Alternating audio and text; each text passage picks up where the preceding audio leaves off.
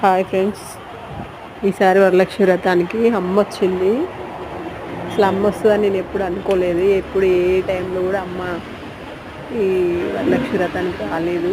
కానీ ఇలాంటి సిచ్యువేషన్ వస్తుంది అనుకోలేదు. కానీ సడన్గా అమ్మ వచ్చేసింది.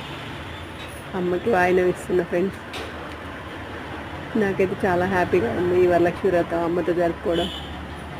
Thank you friends.